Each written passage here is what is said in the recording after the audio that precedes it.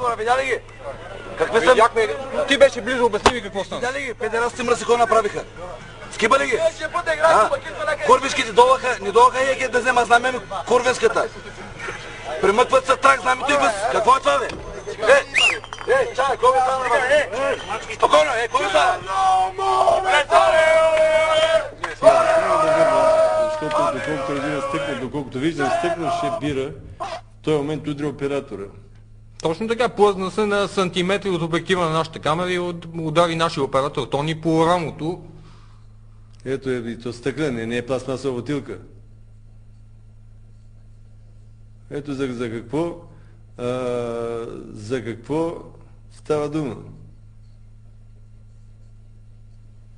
Се вижда и достатъчно ясно лицето на човек, който фърля бутилка. Този там голе с татуировките. Излишно да говоря, че това означава два мача без публика. Журналистът е служебно лице. Обясни ми, моля те, защо стана цялата работа? Защото от бюро от агитката. Дойдоха и ви откъснаха знак. Да.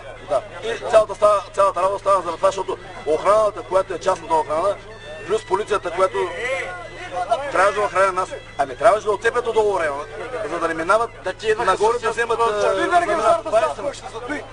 Това е истина. Няма полиция, няма охрана. Затова локомотив, Ботия Пловдив и така нататък, тук станаха големите, ето същата работа.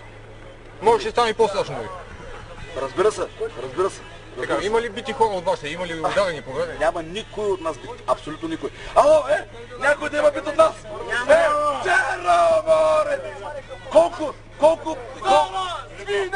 от тях пострадаха, бе? Колко? Четири човека от Старата гора. От бюро е Балат. Труп. А на мен ми изчезна обувката. Симай ми зъба. Аз съм вила.